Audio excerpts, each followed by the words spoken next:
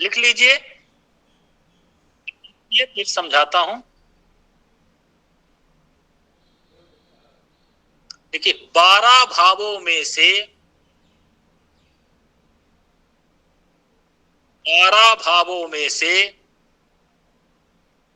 7 भावों में सारे ग्रह हों तो 12 भावों में से 7 भावों में सारे ग्रह हों तो वल्लकी या वीणा योग होता है।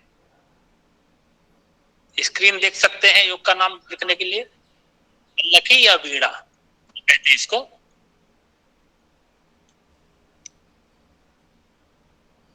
ठीक, 12 भावों में से 7 भावों में सारे ग्रह हों तो वल्लकी या वीणा योग कहते हैं। लिख लिया? जी सर। चलिए फिर लिखिए वही बात, 12 भावों में से 6 भावों में सारे ग्रह हों तो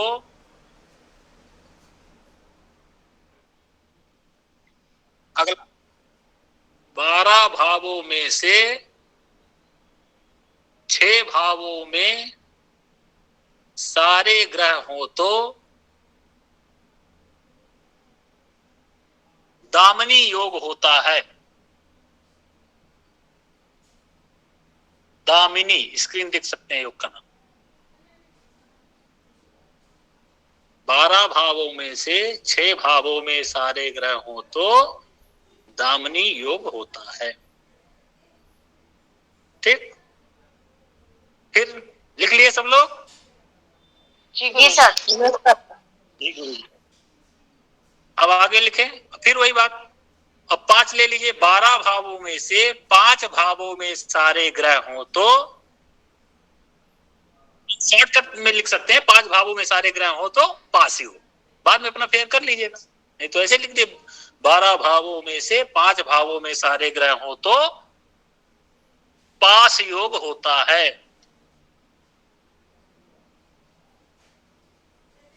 ठीक, 12 भावों में से 5 भावों में सारे ग्रह हो तो पास योग होता है।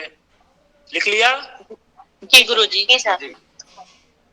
फिर वही 12 भावों में से 4 भावों में सारे ग्रह हो तो केदार योग होता है।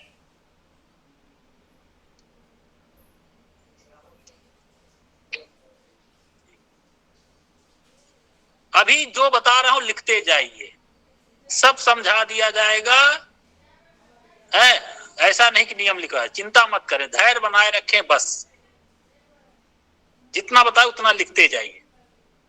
12 भावों में से 4 भावों में सारे ग्रह हो तो केदार योग होता है।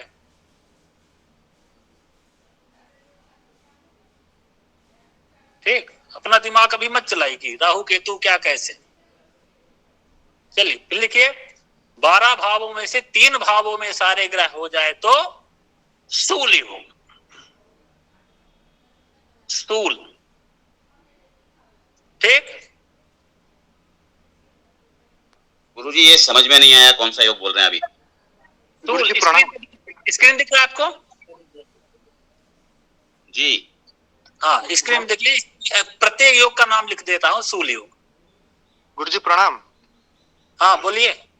गुरुजी कोई ज्वाइन करने की कोशिश कर रहा है, उनका नहीं हो रहा है, वो मुझे मैसेज कर रहे हैं।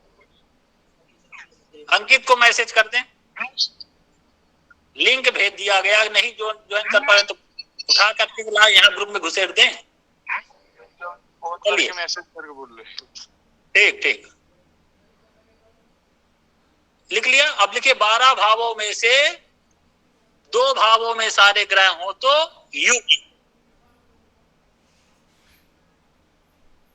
ठीक, 12 भावों में से 2 भावों में सारे हो तो युग योग। लिख लिया? जी सर। 12 12 भावों में से एक भाव में सारे ग्रह हो तो गोल योग।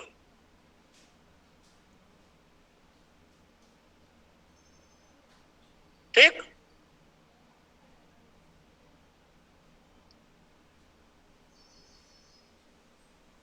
बारह भावों में से एक भावों में सारे ग्रह हो तो क्या? गोल योग। सब लोगों ने लिख लिया? गुरुजी 7 वाला बता दीजिए, 7 में कौन सा बताए थे? देवेंद्र व्यास एक बार शुरू से रिपीट करिए, क्या लिखे हैं आप? 12 भाव में से अगर 7 भाव में सारे ग्रह हो तो मीना या बच्चे की योग बनता है। क्लियर नहीं आ रही? जोर से। हाँ गुरुजी, नहीं आ रही ठीक से। बताओ गुरुजी।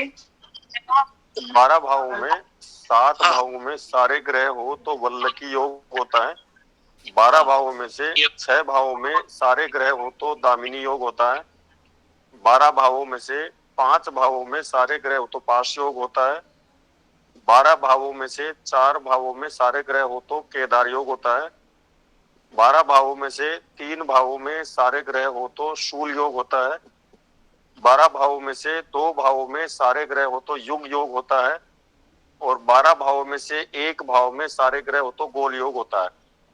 ठीक, बहुत बढ़िया। हमको लगता है जिन्होंने समय से ज्वाइन किया उन्होंने लिख लिया होगा। ठीक है, उनका किसी का छूटा तो नहीं है?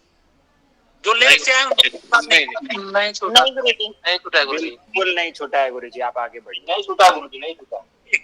अब आइए समझते हैं। ठीक है जी गुरु। हमको 7 ही ग्रहों को लेना है। 7 ग्रह कौन? आप ये जो हमारे 7 वार है ना, रविवार, सोमवार, मंगलवार, बुधवार, गुरुवार, शुक्रवार, शनिवार, ये ग्रहों के नाम से ही बने हैं। इन्हीं 7 ग्रहों को क्रमशः लेना है हमको। राहु केतु को नहीं लेना है। राहु केतु को क्यों नहीं लेना है, ये मैं आगे चर्चा आगे क्लास में करूंगा। जी गुरुजी। 7 वारों के ये ग्रहों के नाम से बने। अच्छा, ये भी प्रश्न आता है ना कि ज्योतिष कितना % सही है, पूछते हैं ना जी। तो आज बताइए कौन सा वार है? सोमवार। कितना % सही है? 100%। चंद्रवार पूरा 10% है। हाँ, पूरा भारत मान रहा है सोमवार, तो 100% सही हुआ ना? बताइए। यहाँ नासा कितना करोड़ों लाखों का प्रोजेक्ट लगा करके आकाश की देखता है, ये ग्रह इतनी राशि पे चला, इतने अंश पे चला। यहाँ ज्योतिषी क्या करता है? कुछ नहीं, बंद कमरे में बता देता है, कॉपी पेन दे दीजिए कि ये ग्रह इतना इस राशि पे है, ये तिथि दीपावली इस दिन पड़ेगी। 100% सही हुआ ना? हाँ, उसका फलित का एक अपना अलग भाग है, व्यक्ति के अध्ययन को डिपेंड करता है कितना सही। तो ये बार का भी है। क्यों रविवार के बाद सोमवार आ गया? सोमवार के बाद क्यों मंगलवार आया? सोमवार के बाद बुधवार क्यों नहीं आता? शनिवार क्यों नहीं है? मंगलवार ही क्यों आया? इन सब का भी ज्योतिष में है, इसकी आगे क्लास में चर्चा की जाएगी। फिलहाल मैं यहाँ पे बता रहा हूँ, यहाँ पे आपको 7 ग्रहों को ही लेना है, को नहीं लेना। ठीक, अब आपने नियम लिखा है 12 भावों में से 7 भावों में सारे ग्रह हो। बात ऐसे समझिए, किसी का माइक खुला है, बंद कर ले। ये इस बात का विशेष ध्यान रखें, अटर पटर पसंद नहीं है, एकदम माइक म्यूट रखें। जब बोलना हो तभी बोलें और उसके बाद म्यूट कर लें। तो हाँ, आप ऐसे समझिए, मान लीजिए आपके घर में 12 कमरे हैं। ठीक, अब परिवार के सदस्य कितने हैं? मात्र 7। ठीक, तो वो 7 लोग कहां हैं? क्या 7 लोग अपने अलग अलग 7 कमरे में हैं, कि 7 लोग 6 कमरे में सिमट गए हैं, 2-2-3-3 करके इस तरह, या 7 लोग 2 ही कमरे में सिमट गए हैं, या 7 लोग 4 कमरों में सिमट गए हैं? तो यही हमको इस कुंडली में देखना है। इन 7 योगों में से हर एक कुंडली में कोई ना कोई एक योग जरूर मिलेगा। आज से आपका फलादेश शुरू। आज अपने आप को, आज सोमवार है, आज अपने आप को देखिए और अगले सोमवार को आप अपने आप को देखिएगा कि हम कितना ज्योतिष जान गए। हम कुंडली देखते ही कुछ पा रहे हैं, कुछ पहचान पा रहे हैं कि नहीं। बस थोड़ा मेहनत करनी होगी। आप यहाँ 1 घंटे क्लास कर, आधा 1 घंटा जाके क्लास कर लीजिए और समय से जुड़िए। तो वही बात, तो यही ये 12 भाव है। अब हमको ग्रह को देखना है कि ग्रह कितने भावों में आके सिमट गए हैं, राहु केतु को नहीं गिनना है। तब ये स्क्रीन दिख रहा है आप लोगों को? अब चलिए गिनते हैं यहाँ पे। एक बात और है कि कुछ नए लोग होंगे, 12 भाव पता भी नहीं होगा। ये देखिए 12 भाव, इनका क्रम 1 2 3 4 5 6 7 8 9 10 11 12। अभी भी बता दे, जिसको नहीं पता, जिसको अभ्यास नहीं है, जिसको गिनना पड़ रहा है, वो जो आपको स्क्रीन में ये चार्ट दिख रहा है, इसका 100 कुंडली बना ले। कुछ नहीं, केवल ऐसे करके 1 से 12 तक बैठाएं, आपको गिनना ना पड़े। आपको दशम भाव की बात आए, तुरंत आपका दिमाग यहाँ जाए, गिन के ना जाना पड़े कि 1 2 3 4 ऐसे। इस तरह अभ्यास कर ले, नहीं आगे आपके दिमाग से ऊपर चले जाएगा। जब तक आप गिनने के यहाँ तक गिनकर पहुंचेंगे, तब तक बात आगे निकल जाएगी, फिर आपको ही परेशानी होगी। तो इस तरह 100 ठे आप बना लें, कम से कम 100 चक्र बना लें, और सब में 1 2 4 ऐसे 12 तक संख्या भर लें। तो ये आपको बहुत मदद करेगा फलादेश में। हल्के में ना ले कि अरे क्या आता है, थोड़ा गिन लेंगे, तब तक गिनते तक बात ऊपर चले जाएगी। ये 12 भाव अब हमको देखना है कि इन 12 भाव जो हमको दिख रहा है, इसमें से कितने भावों में सिमट गए हैं सब। ठीक, तो देखिए केतु को नहीं गिनना है, शनि 1 हो गया, चंद्रमा 2, इधर गुरु 3, राहु को नहीं गिन रहा हूं मैं, गुरु 3, और बुध शुक्र, बुध सूर्य 4, मंगल शुक्र 5। तो यहां देख रहे हैं भाव तो हैं 12, लेकिन 12 भावों में से यहां 5 ही भावों में सारे ग्रह सिमट गए हैं। तो आपने नियम में लिखा है कि 12 भावों में से 5 भावों में सारे ग्रह हो तो कौन सा योग होता है? पाश योग। पाश योग। बहुत बढ़िया, समझ आया पाश योग सबको? जी सर जी। इसके फल होता है, फल अभी मैं चर्चा फल उसके बाद पहले समझते हैं। ये बात आगे समझ में? जी 12 नियम में आपने लिखा है 12 भावों, राहु केतु को नहीं जोड़ना है। तो उसने हमने देखा कि 5 भावों में सारे ग्रह बैठ गए हैं, तो पास योग हुआ। अब ये आपको देखना है लग्न कुंडली में ही, ठीक है? चंद्र कुंडली किसी में नहीं, चंद्र में भी देख सकते, लेकिन लग्न कुंडली में देखना है हमको। अभ्यास के लिए कुंडलियों की आवश्यकता दिखाने के लिए, इसलिए नवांश कुंडली का सहारा ले रहे हैं, लेकिन आपको देखना लग्न में। अब इसमें बताइए कितने भावों में सिमट गए हैं? गुरु 1, सूर्य 2, 3, मंगल चंद्रमा 4, शनि 5 और बुध 6 है। तो 12 भाव। ग्रह कितने भाव में बैठे हैं? 6 भाव। तो आप लिखे हैं नियम में कि 12 भाव 6 भावों में सारे ग्रह बैठ जाएं तो कौन सा योग होगा? दामिनी योग। और आगे समझ में? जी गुरुदेव। किसको नहीं समझ में आया अभी तक? जो समय से जुड़े उनको मैं कह रहा हूं, बोलिए। हमको लगता है जो समय से जुड़े होंगे। ठीक, चलिए बहुत।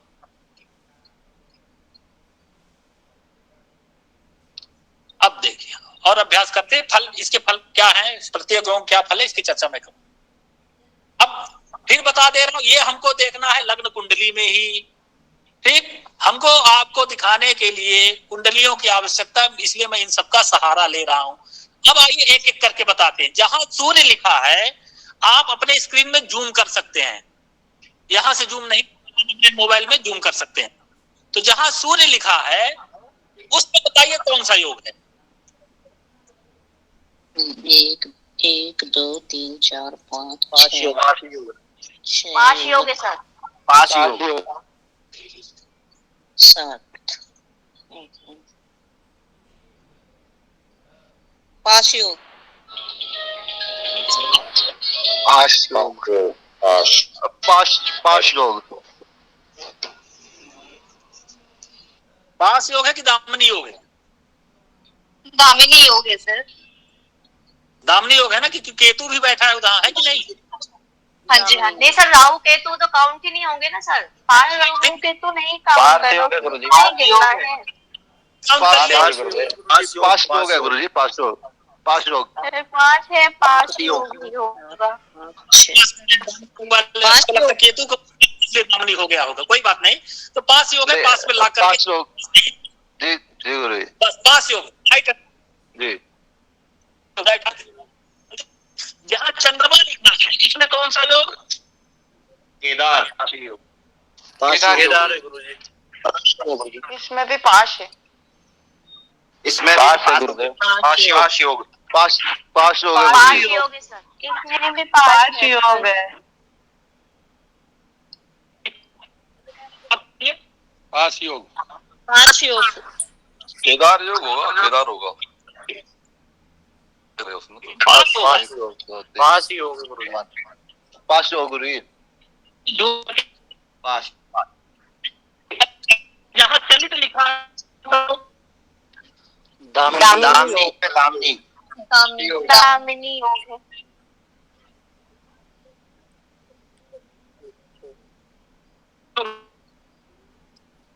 दामिनी। देखिए थोड़ा लिखा है दामिनी योग। 2 में है योग योग योग। युग योग है सर। दामिनी योग में योग है। होरा में 1 2 3 4 5 6 7 8 9 10 केवल 2 होरा में हमेशा योग ही होगा। होरा कुंडली में योग होगा। योग कोई भाव में बदल रहे। ठीक, बहुत बढ़िया। अभी भी देंगे ना। किसको नहीं, एक मिनट, अभी भी किसको समझ में नहीं आ रहा है जो समय से जुड़े हों? ऐसा कोई है कि उसके समझ में ना आ रहा? चलिए ठीक, बहुत बढ़िया। अब जहां दृष्कार जहां लिखा है इसमें बताइए कौन सा योग?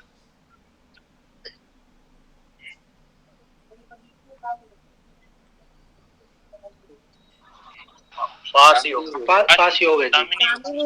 दामिनी है, दामिनी योग। दामिनी योग। दामिनी योग अच्छा है। है दामिनी योग। दामिनी योग है। 5 योग गुरुजी। 5 में है ना, राहु केतु छोड़ के। फिर से गिनिए। शनि 1, चंद्रमा 2, गुरु 3, मंगल शुक्र 4, सूर्य 5, बुध दामिनी है ना? दामिनी है गुरुदेव। दामिनी योग है गुरु जी। अब जहाँ चतुर्थांश लिखा है इसमें बताइए कौन सा योग? दामिनी योग। दामिनी योग। षष्ठांश में दामिनी। ठीक। दामिनी। जहाँ जहाँ पंचमांश लिखा है इसमें बताइए कौन सा योग? दामिनी योग। दामिनी योग गुरु जी। जहाँ षष्ठांश लिखा है इसमें कौन सा योग? पाश योग। दामिनी योग। पास है जी, राहु केतु नहीं गिना। 5 योग है। 5 योग है, राहु केतु एक ही। बहुत बढ़िया। पास योग। ठीक, जहाँ सप्तमांश लिखा है इसमें कौन सा योग? पाश योग।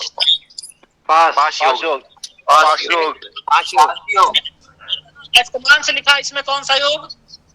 पास योग। पाश योग। राहु के।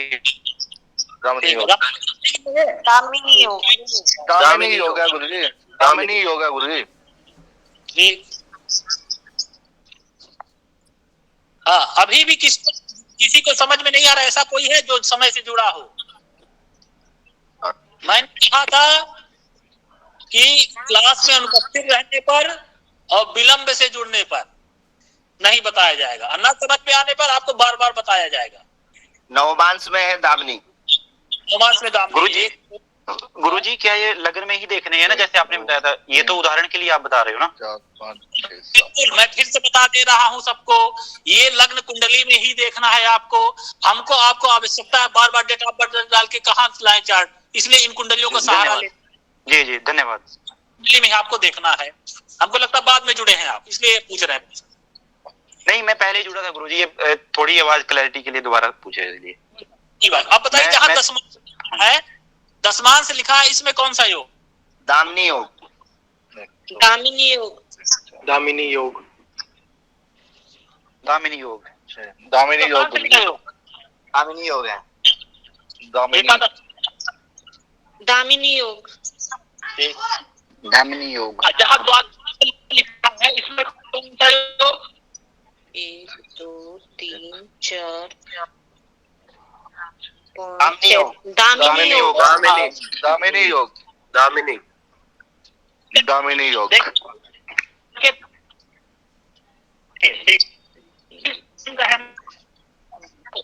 गुरुजी आपकी आवाज क्लियर नहीं आ रही, नेटवर्क सोड साइंस में है केदार योग। गुरुजी की आवाज क्लियर नहीं है।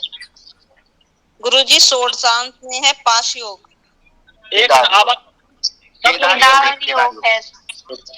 केदार है। इसको आवाज क्लियर नहीं आ रही है। गुरुजी मेरे को भी नहीं आ रही। गुरुजी आप मुझे भी नहीं आ रही। बीच बीच में नेटवर्क रिपोर्ट कर रहा है कुछ। सर सबके माइक खुले हैं, इस वजह से ऐसा हो रहा है। हाँ, माइक देखिए बंद करके बोल करके जो है शांत रहे। माइक जो है खुला है ना सबका। चलिए, अब हमको लगता है समझ में आ गया होगा सबको। ठीक है जी। Yes sir. जी आगे बढ़। अब आपको अभ्यास करना है। इसका कैसे करना ये मैं भेज दूंगा ग्रुप में चार्ट। इसका अभ्यास करेंगे आप लोग।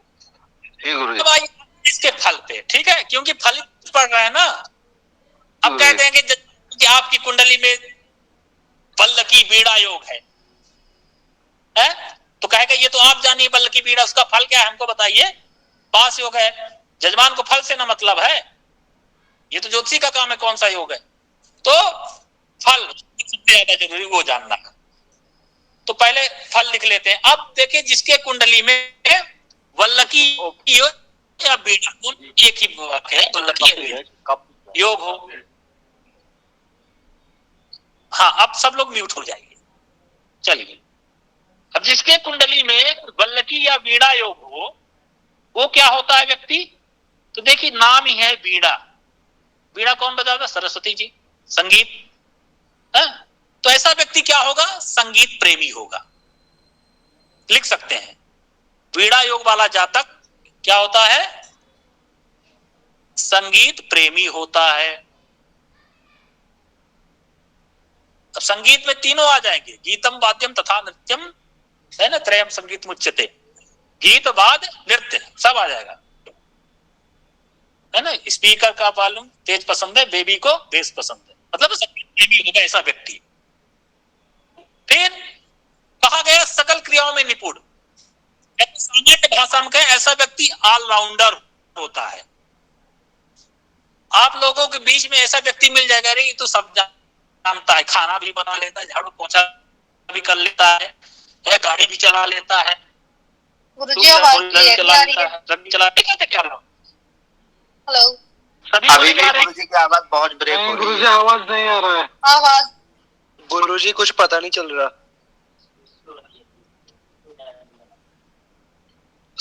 हमको लगता है आपका मोहित जी आवाज आ रही है आपको? मोहित सर। जी सर, जी सर, जी सर, अभी तो तो आ रही है, पर बीच में ब्रेक हो जाती है। गुरुजी साउंड की वजह से आवाज तो क्लियर आ रही है, थोड़ा बहुत डिस्टर्ब है, लेकिन उसको एडजस्ट करना पड़ेगा। चक्रवात अब चुप रहिए सब लोग। मुझे बोलते सर थोड़ा थोड़ा सलाह बीच में मत कट जाता है। शांत रहिए, सलाह मत दीजिए आप लोग, बस इससे पूछा। देखिए मोहित सर जी एकदम जो है पहाड़ों के बीच में रहते हैं, उनके यहाँ आवाज क्लियर आ रही है। आप लोगों ने थोड़ा आप लोग सही कर लें, हो सकता है गड़बड़। हमारे यहाँ फुल नेटवर्क है, हम 2nd फ्लोर में चढ़े हुए हैं, जिसमें नहीं वो अपना सही करे। हाँ, एक साथ सबको नहीं तो मैं सुधार सकता हूं, हो सकता मेरे में गड़बड़ी हो। तो चल रहे थे बीड़ा या बल्लकी योग में। तो इसमें हमने कहा ऐसा व्यक्ति संगीत प्रेमी होता है और सभी कार्यों में निपुण होता है। देखिए सभी कार्यों में निपुण।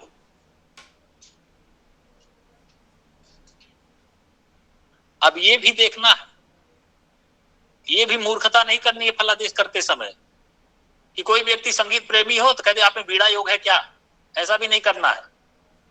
क्योंकि एक योग पे कभी भी हम फलादेश नहीं कर सकते। चतुर्लक्षम तु ज्योतिषम, 4 लाख सूत्र है ज्योतिष में। ठीक है, तो एक योग पे हम निष्कर्ष उसका व्यक्ति का पूरा चरित्र नहीं बता देंगे, ये भी ध्यान रखना, अभी बहुत पढ़ना है। हाँ, ये भी आपके फलादेश में मदद करेगा, सहायक सिद्ध होगा कि हाँ कुंडली देखते समय कुछ तो बोल लें, सामने चीजें आए तो। ठीक है, कहाँ कैसे ये भंग होंगे, सब चर्चा आगे करेंगे, भी पढ़ना है ना। तो वीणा योग का फल क्या लिखा आपने? संगीत प्रेमी और संगीत ऑलराउंडर होता है, सभी कार्यों में निपुण। ठीक है, चलिए बहुत बढ़िया। अब दामिनी योग का फल लिखिए। दामिनी योग वाला व्यक्ति क्या होता है? उपकार करने वाला। दामिनी योग वाला व्यक्ति उपकार करने वाला, बुद्धिमान,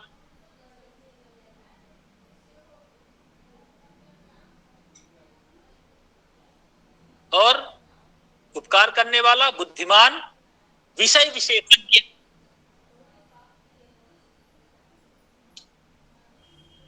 विषय विशेषज्ञ मतलब जो भी पढ़ेगा, साइंस, कॉमर्स, ज्योतिष, वेद, पुराण, उस विषय का जानकार रहेगा, ये कह सकते हैं।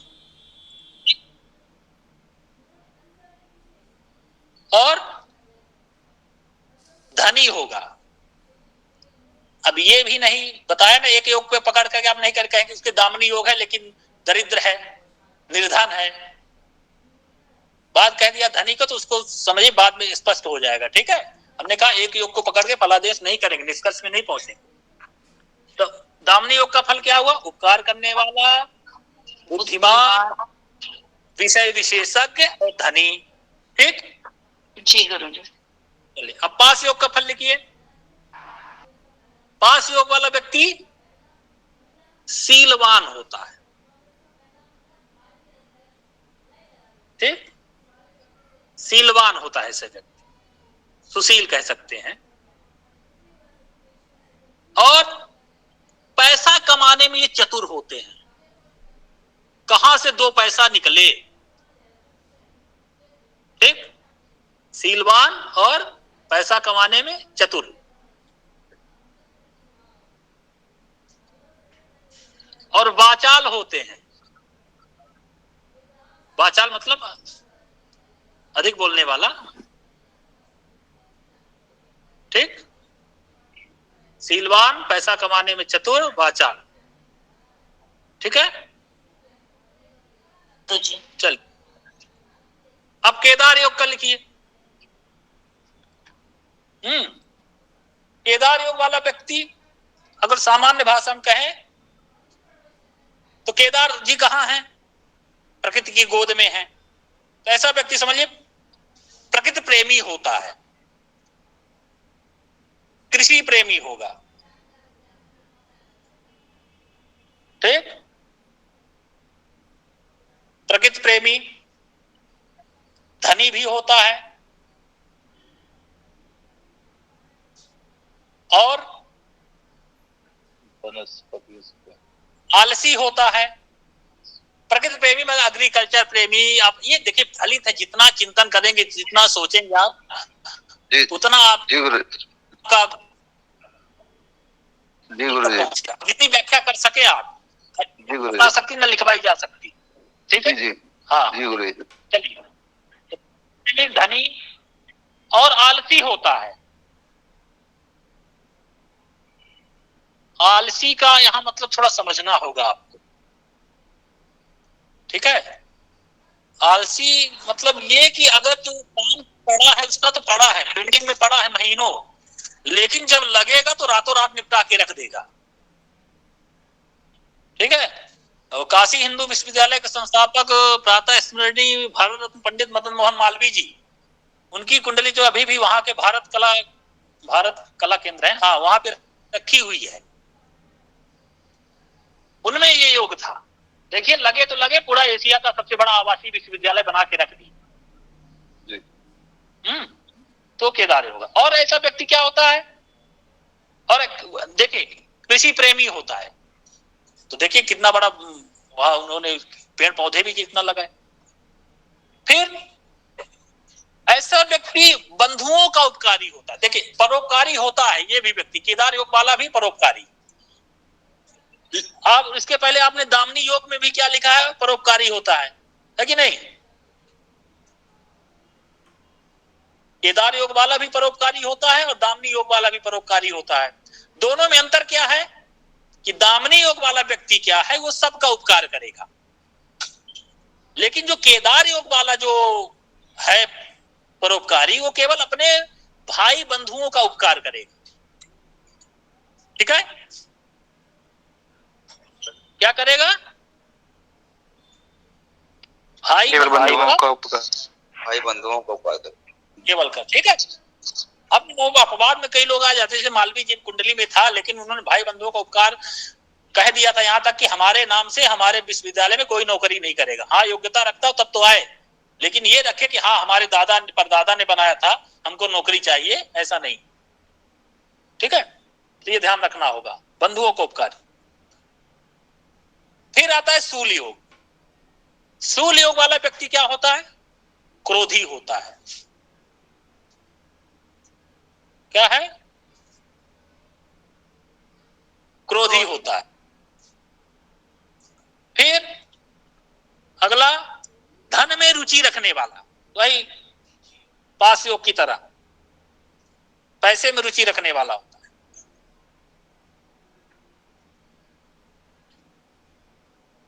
कोमल वर्मा जी क्या नहीं लिखी आप?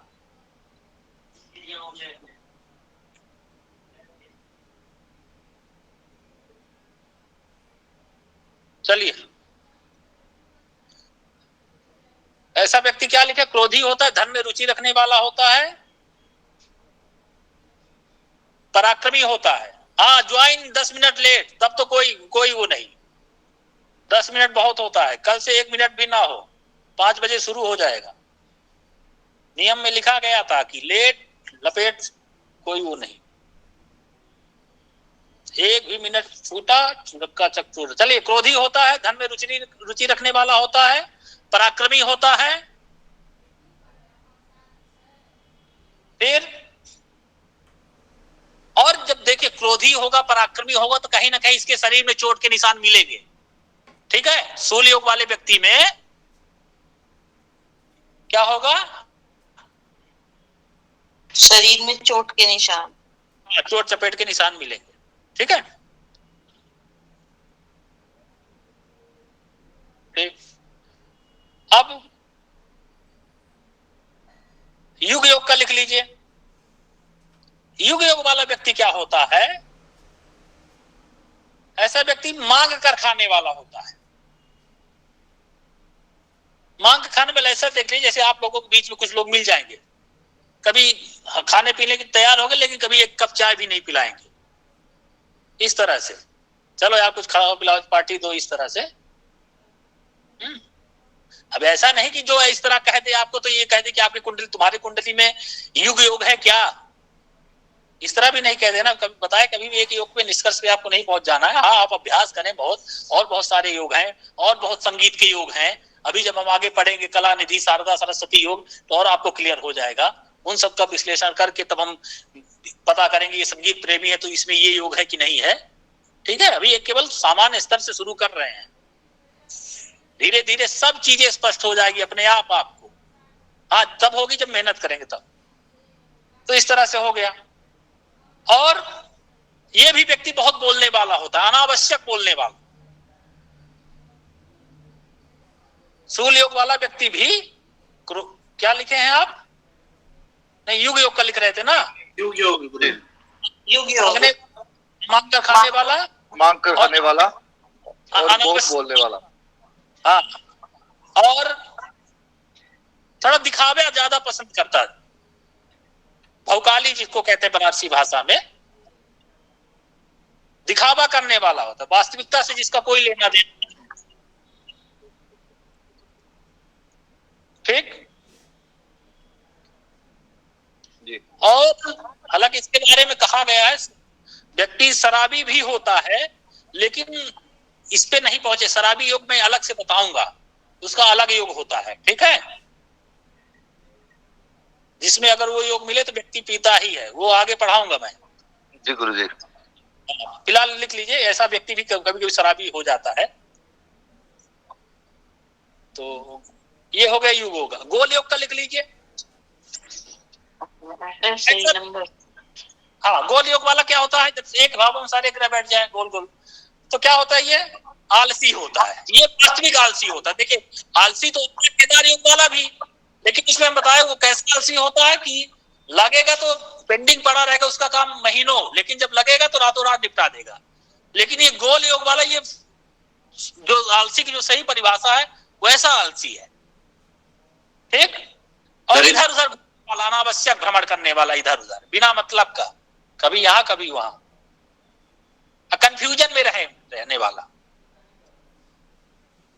है, आलसी, इधर उधर घूमने वाला है, और कंफ्यूजन में रहने वाला, क्या करें क्या नहीं, निर्णय ऐसा व्यक्ति नहीं ले पाता।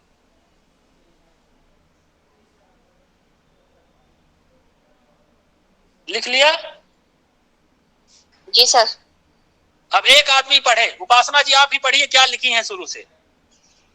ये गोल योग वाला सर पूरा पढ़ूं? गोल योग वाला पूरा आलसी होता है, पूरा पढ़ूं?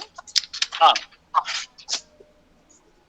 पहला वल्की योग और वाणी योग में संगीत प्रेमी। देखिए वल्लकी या वीणा, हाँ वल्लकी और वीणा, यस यस सॉरी। इसमें संगीत प्रेमी और ऑलराउंडर, सभी कार्यों में निपुण होता है। ठीक। फिर दामनी योग, उपकार करने वाला, बुद्धिमान, विषय विशेषज्ञ, और धनी योग, धनी होता है। विषय विशेषज्ञ से क्या समझती हैं? अपने विषय में पूरी नॉलेज रखना। जो भी पढ़ेगा जी, साइंस कॉमर्स आर्ट जो भी। जी सर। फिर है पाश योग, शीलवान या सुशील, पैसा कमाने में चतुर होता है और वाचाल होता है। फिर केदार योग, प्रकृति प्रेमी होता है, कृषि प्रेमी होता है, धनी होता है, आलसी होता है, लेकिन आलसी वो जब उसका मन करता है तो वो काम पूरा भी कर सकता है, ऐसा आलस नहीं कि हमेशा आलस में रहे। बंधु, ये वाला जो है बंधु परोपकारी होता है, मतलब भाई बंधु का उपकार ज्यादा करता है परोपकार में। उसके बाद है शूल योग, क्रोधी होता है, धन में रुचि रखने वाला, हाँ धन में रुचि रखने वाला, पराक्रमी होता है और चोट के निशान होते हैं उसके चेहरे पर। मिलाइए, जिसका छूट गया तो उससे लिख ले, इसलिए मैं रिपीट करवा रहा हूँ उनसे।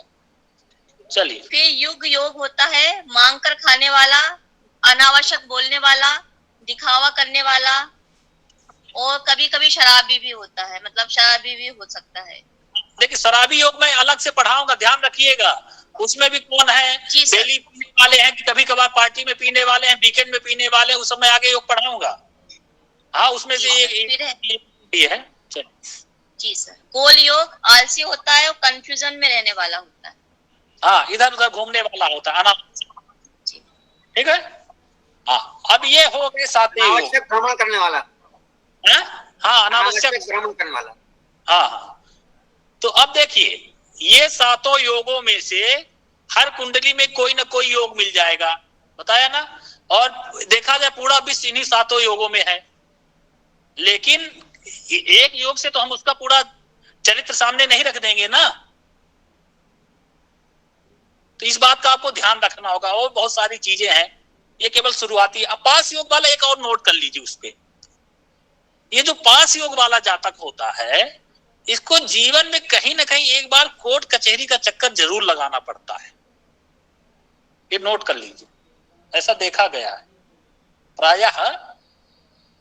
आप भी प्रैक्टिकल करिएगा, या तो खुद जाए या तो किसी भाई बंधुओं के साथ जाए, परेशान हो कोर्ट कचहरी के चक्कर लगाए, या नहीं कुछ गाड़ी का चालान कट गया, मतलब ऐसा योग की में रहे। पास मतलब होता है कि बंधन। तो ऐसा व्यक्ति जो है सावधान रहे, कब कहां फंस जाए नहीं कहा जा सकता। खासकर और जब आगे पढ़ेंगे पापक ग्रह, पाप राशियों में, पाप भावों में हो सारे ग्रह, इस तरह से पीड़ित हो, तब और समस्या आ सकती है। हाँ देखिए गोल योग पॉसिबल बिल्कुल है, लेकिन ये यदा कदा बनता है, ठीक है। और अभी ये तो ज्योतिष के 3 अंग है ना, सिद्धांत संहिता होरा, होरा तक ये जो है 7 योग बनेंगे।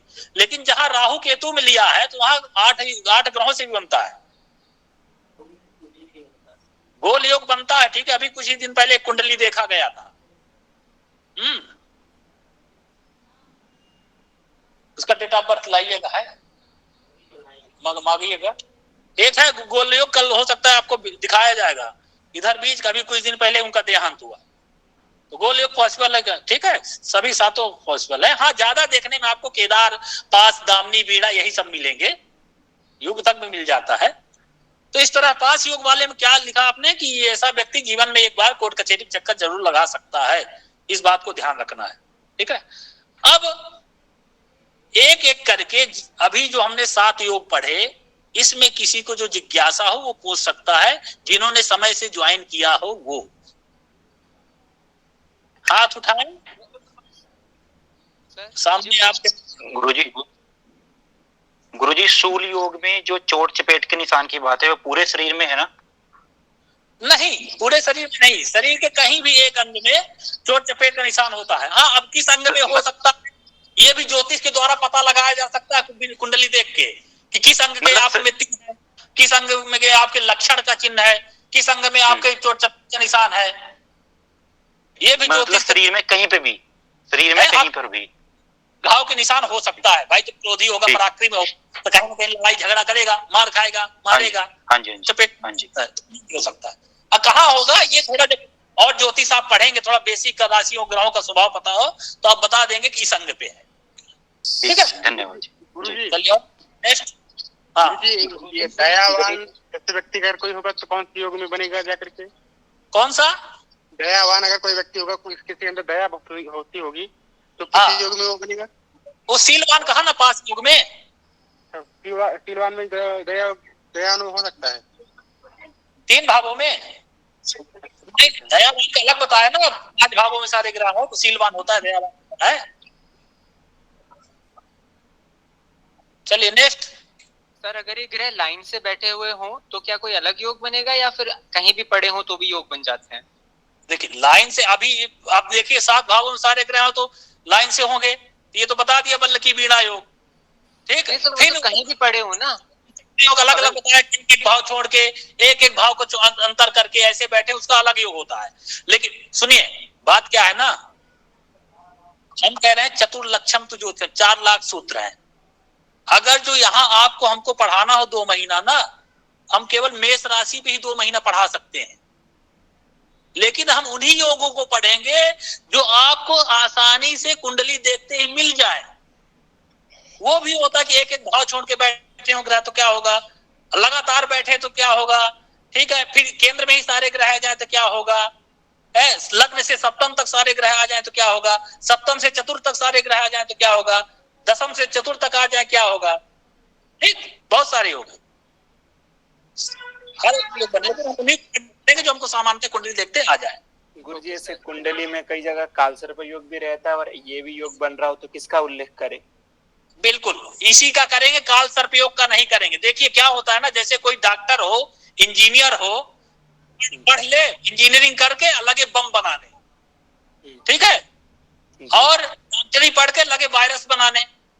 तो वही है, कुछ ज्योतिषी जो ज्यादा पढ़ लेते हैं ना, तो उसी तरह ये आतंकी योग बनाने लगते हैं, काल सर्प योग है। अभी एक दिन किसी ने चर्चा की था 20 योग, 20 योग विषम योग होता है, विषकन्या योग होता है, विष योग नहीं होता। और क्या बनाएंगे, ग्रहण योग। लेकिन गुरुजी कालसर्प का तो बहुत ज्यादा चर्चित है, तो बोलते कि कालसर्प योग है, तो हम उसका उल्लेख ही ना करें क्या वहां पर? अभी उल्लेख देखो कहा गया हमारे ज्योतिषम वर्णम चैव धर्मशास्त्र चिकित्सकम बिना शास्त्रेण यो बुरिया तम माहु ब्रह्मघातम। जो बिना शास्त्र से बोलता है, बिना शास्त्र का बोलता है, उसको ब्रह्म हत्या के स्थान पाप लगता है। ये काल सर्प बता दे रहा हूँ, 20 से 25 साल ये हुए मार्केट में आए, जब से टीवी पत्रकार सब, ठीक है। इसका कहीं भी एक श्लोक भी शास्त्रों में नहीं मिलता। इस बात का आप लोग कम कम ध्यान दे रहे हैं। आप एक इतनी सेंट्रल यूनिवर्सिटियां, संस्कृत यूनिवर्सिटियां, विश्वविद्यालय, कहीं भी इसका कोर्स में नहीं उल्लेख है, नहीं पढ़ाया जाता। सर मैं आपकी बात से बहुत बस इसमें ये पूछना चाहूंगा कि हम पाप करते ही देखते हैं कि भाई अगर ग्रहों के आगे पीछे कोई क्रूर ग्रह है तो पाप करते ही हैं, तो अगर ये कालसर्प बन रहा है तो एक टाइप का पाप करते ही हुआ ना? बिल्कुल।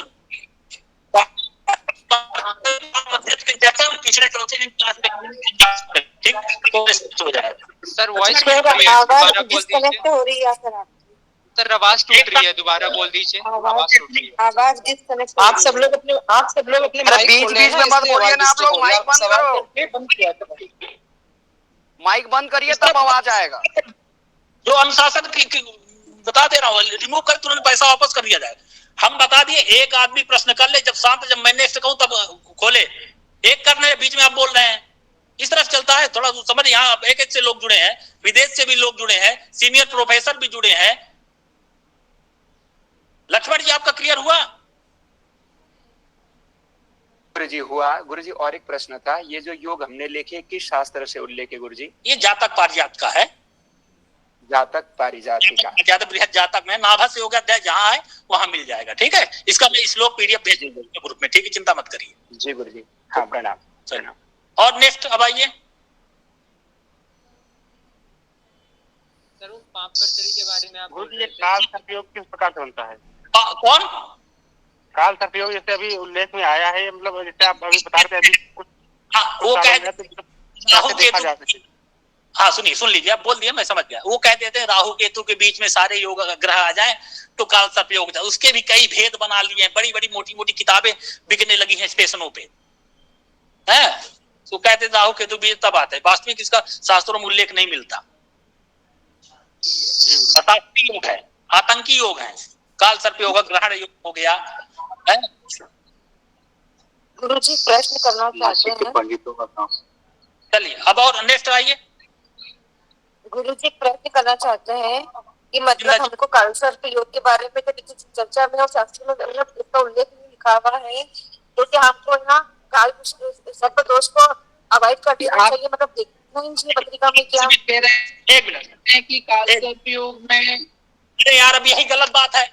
देवेंद्र जी जब वृंदा जी बोल रहे तो आप माइक क्यों वो कर लिए ना, वो आप उनकी आवाज सुनने नहीं दिए। वृंदा जी आप बोले क्या कह रही हैं, सुन नहीं पाया मैं ठीक से। सर हम ये कह रहे थे कि अगर ना शास्त्रों में काल सर्प योग का कोई उल्लेख नहीं लिखा हुआ है और अभी वर्तमान में ना काल सर्प योग के बारे में सारा मतलब बहुत बड़ा प्रोपेगेंडा बना हुआ है और मतलब क्लाइंट को डराया जाता है कि भैया इसका काल सर्प योग हो गया है तो आपका ये होगा वो होगा। तो अगर शास्त्र में उल्लेख नहीं है तो अपने को इसके बारे में चर्चा भी नहीं करना चाहिए, कोई उपाय भी नहीं बताना चाहिए उन लोग को। बिल्कुल नहीं, वही ना कह रहा हूँ। आप लोग पढ़ रहे हैं, सेंट्रल संस्कृत में पढ़ने आए हैं, तो आप लोग जागरूकता फैलाएं ना। इसमें बड़ा डिबेट हुआ है, मैं लिंक भेज दूंगा। हमारे बनारस हिंदू यूनिवर्सिटी के गुरुजी लोगों ने इसमें बेकायदे इसका खंडन किया है, इसमें वीडियो है, मैं भेज दूंगा। है ये तो बहुत बताए ना, डॉक्टर इंजीनियर हो पढ़ करके, तो इसको आप लोग जागरूकता भ्रमित करने वाली बात हो गई। मतलब पेशेंट बीमार है ऊपर से, बस समझ गए आप। सुन लीजिए, नासिक उज्जैन में किसके नाम से बड़ी बड़ी पूजा हो रही है। 3 दिन वाली पूजा के लिए 51,000, 6 दिन के पूजा के लिए 7 दिन के 1 लाख, इस तरह से ठेका चलता है वहां पे। लोग करा रहे हैं। हमारे पास खुद फोन आते हैं कि गुरु जी आप किसी काल सब पूजा बताए तो हमारे पास भेजिएगा, उसमें आपको इतना % दे दूंगा। ऐसे भी करते हैं लोग। इससे बचना आप लोगों को ना जागरूकता फैलानी है। चलिए नेक्स्ट, 10 मिनट बचा है। गुरुजी। हाँ नीलमा जी बताएं।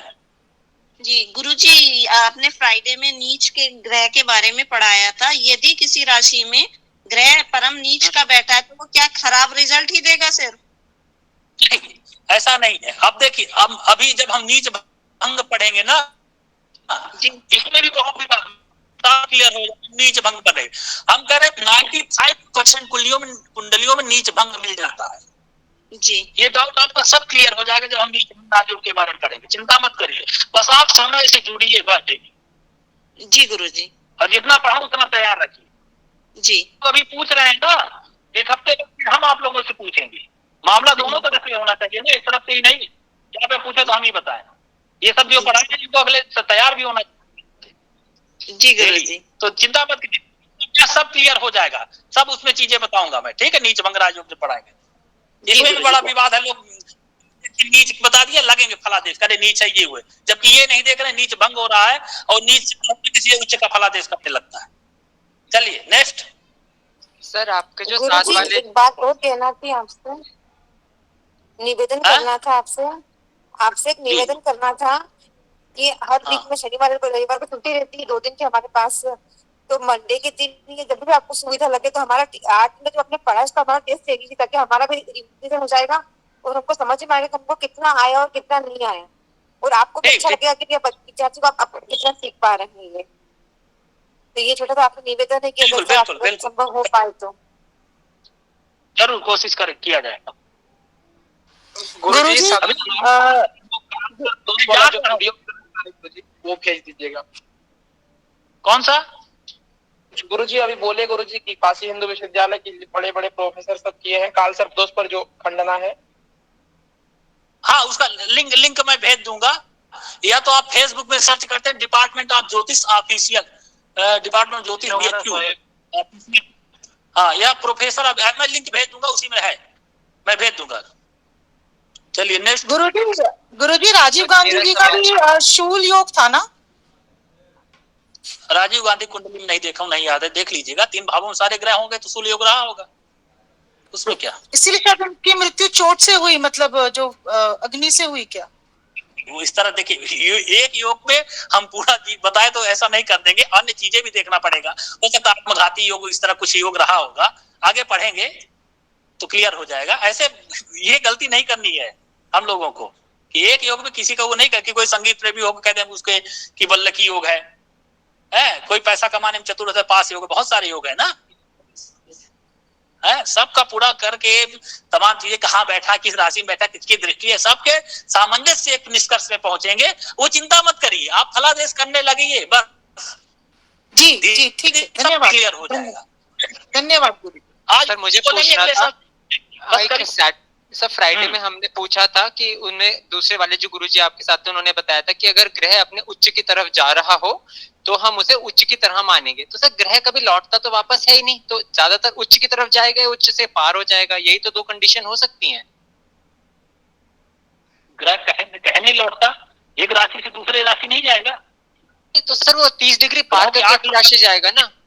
जैसे आप इसमें हम चल रहे थे, मेष राशि में चल रहे थे सर, तो हम 1 डिग्री से चलते हैं, तो 1 डिग्री के बाद ग्रह 2 डिग्री 3 डिग्री 4 डिग्री पहुंचेगा ना सर, वापस तो कभी आ ही नहीं सकता। मेष से फिर टॉरस में जाएगा। हाँ, तो क्या प्रश्न है आपका? तो उधर उस दिन सर ने बोला था कि अगर ग्रह ऊपर की तरफ जा रहा होगा तो ही हम उसे उच्च की तरफ जाता हुआ मानेंगे, ऐसे करके जो साथ में गुरुजी बैठे थे आपके, उन्होंने बोला था। सुनिए तो सुनिए, ग्रह वापस जी, आपका प्रश्न क्या है हमसे बताइए। सर मेरा सिंपल प्रश्न एक तो ये है कि अगर ग्रह बाल अवस्था में है तो वो उच्च का फल कैसे दे सकता है, और दूसरा ग्रह कभी लौट नहीं सकता, तो डिग्री तो बढ़ाएगा ही, वापस डिग्री तो कभी हो नहीं सकती। तो ये क्या स्टेटमेंट है कि ग्रह उच्च की तरफ जा रहा होगा तो वो उच्च का फल देगा? 2 सर। नहीं देखिए, बात क्या है ना, आपने पढ़ा सूर्य मेष राशि पे 10 अंश का उच्च का होता है, ठीक, परम उच्च का होता है। सूर्य मेष राशि के 10 अंश पे क्या होता है? परम उच्च का होता है। बात आई समझ में? तो जब सूर्य 1 2 3 4 5 अंश में रहेगा तो क्या होगा? उच्च का रहेगा। 10 अंश परम उच्च का रहा, 11 12 13 अंश में क्या होगा? उच्च का रहा, ठीक, बात आई समझ में? आ गई सर। बाल अवस्था में नहीं होगा सर, बाल अवस्था का फर्क नहीं आएगा उसमें 1 से 10 डिग्री में, बाल अवस्था का आएगा, और जो ग्रहों की द्वादश अवस्थाएं हैं उन सब का रहेगा। बताए ना, एक से कभी निष्कर्ष में नहीं पहुंच सकते ना, चिंता मत करो, सब आगे पढ़ेंगे हम। प्रथमम शयनम गेयम द्वितीयम गमनागमन, भोजन कर रहे हैं, सो रहे हैं, खा पी रहे हैं, कि घूम रहे हैं, सारी अवस्थाएं होती है ना, वो सब पढ़ेंगे आगे, चिंता मत करिए।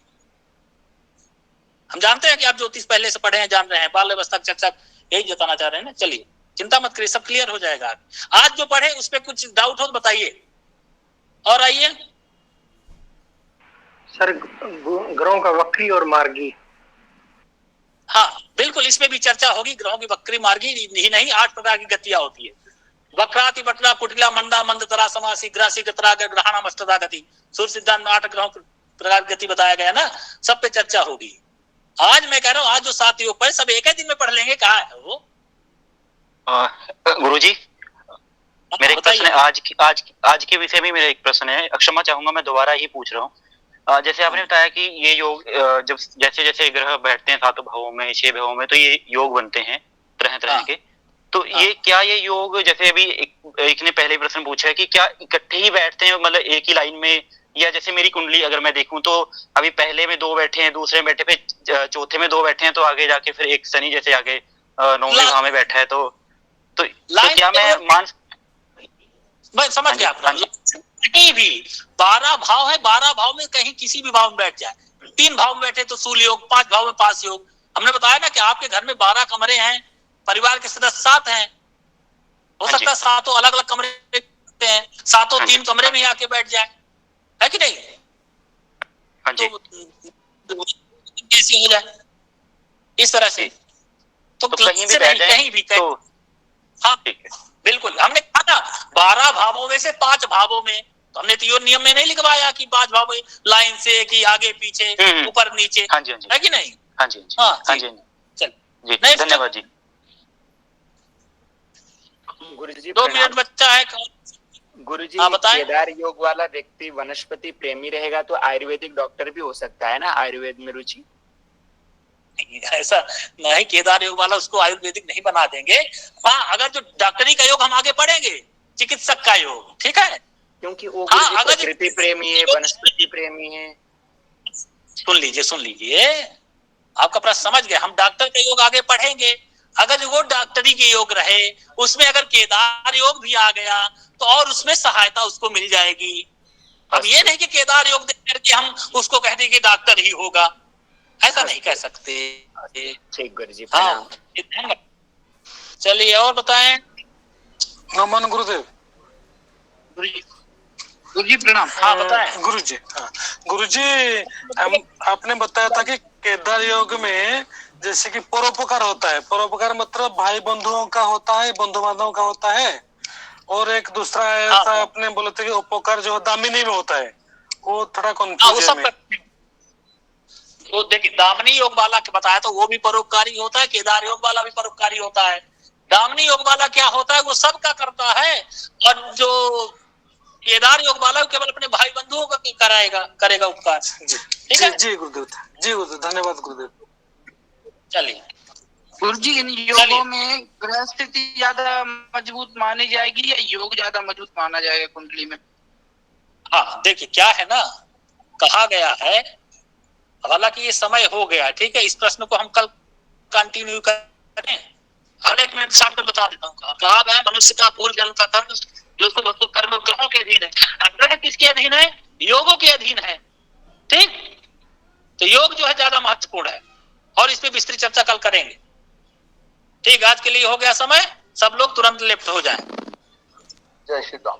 गुरुदेव प्रणाम।